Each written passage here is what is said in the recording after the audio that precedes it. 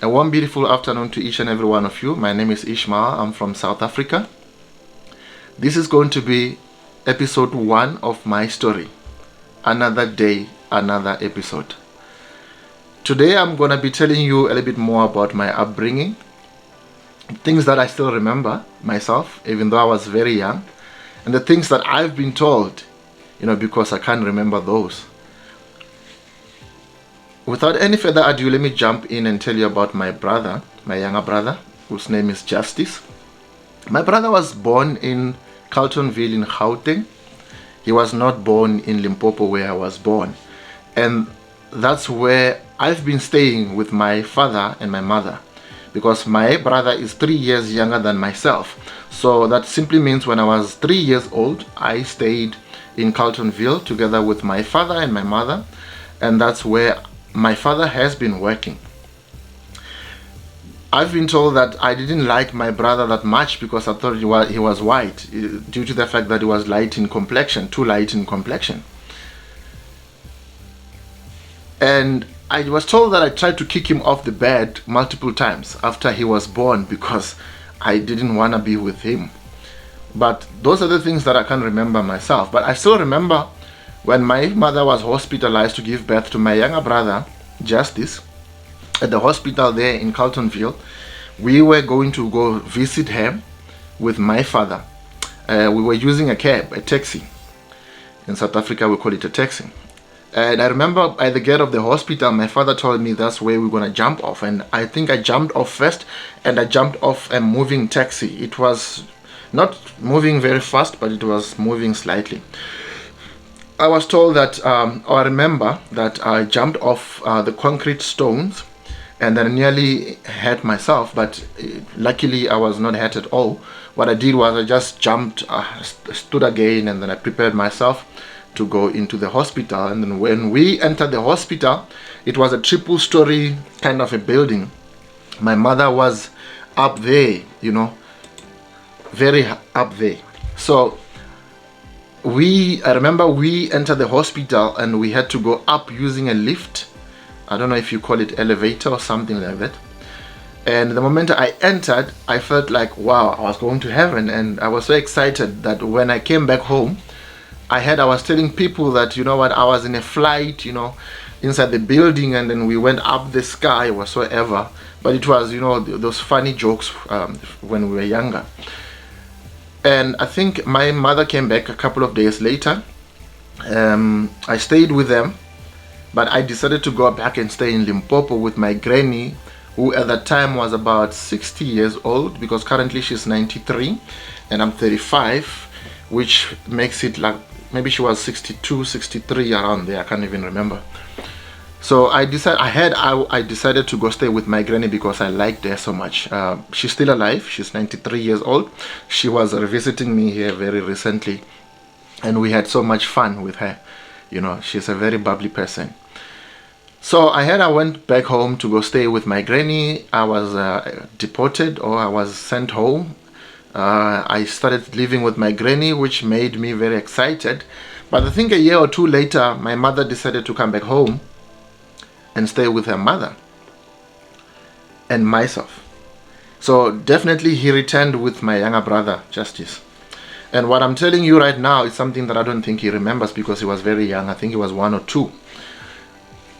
If you are from South Africa, you would remember in around 1992 or 1991, we didn't have cell phones at all. We didn't have anything. We didn't have, any sort of communication. There was no telephone system at all. If you are from South Africa or from any other country that struggled like South Africa, you would remember that to communicate with the loved ones, we used to struggle a lot. I remember my father would write a letter once in about 3 months informing us that we have to go to the post office. The post office were the only place with a telephone system that we could receive calls. Because remember, we couldn't call my father due to the fact that he was working, he was employed. He had a very limited access to use the telephone at work, but we didn't have the numbers.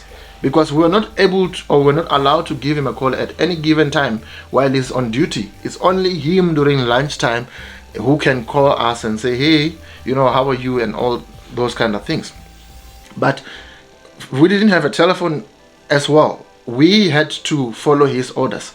He would write a letter to us and he would say, let's say for an example, today is the 27th of April 2023. It's around about 16:08 in South Africa, 8 minutes past 4 p.m. At that time, he would say on this particular day, let's say we're receiving the letter, he would say, on the 27th of May, around 10 a.m., please go to the post office, I'm going to give you a call. And if you know this setup, you would remember. We would go there, would sit down the traditional style, on the ground, on the soil. We will find a lot more people waiting for their loved ones to give them a call. And once we get there, we would sit the ordinary style with my mother, of course, and the phone will keep on ringing. But anybody who's in the front line, on those people, on the majority of the people that are sitting down, would jump, pick up the phone and say, hello, who am I speaking to? The person on the other side, the person that's calling, will say, may I please speak to Ishmael Nelushi, for an example. And that person has to shout, Ishmael Nelushi, Ishmael Nelushi, so that I can stand up and go grab the phone and speak to the person that intends to speak to me. In that case, they will be calling my mother. My mother's name is written here, as you can see.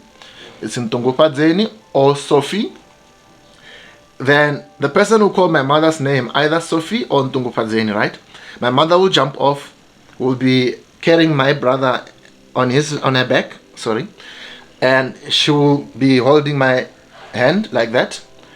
We would walk to the phone, she'll pick it up, she will speak to my dad, and she will let me speak to him as well, because my brother was very young to speak on the phone.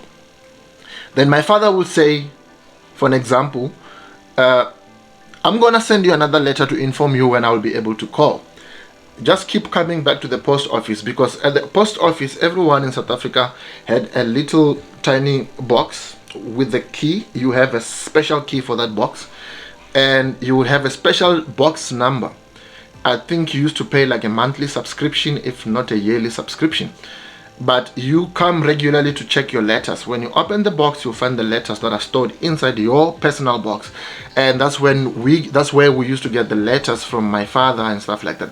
But we'll carry on going there to check if we received a new letter. If we find one, good luck. We go back, we read it, we respond to it. My mother would write a message, and she would hold my hand so that I can also write something very little, because I didn't know how to write by the time. We will then take this letter back to the post office and post it to my dad, who's currently working. We'll receive it, but on his letter that we received first, will be informing us of when he will be able to make the call. Then what we'll do is we'll particularly wait for that day, and we'll go back to the post office again. So that was the routine. That's how we used to communicate with our loved ones. So in that case, I'm going to be telling about the disappearance of my father in the next episode.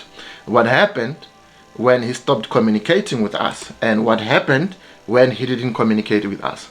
So please tune in, subscribe, share, and wait for the next episode. I thank you.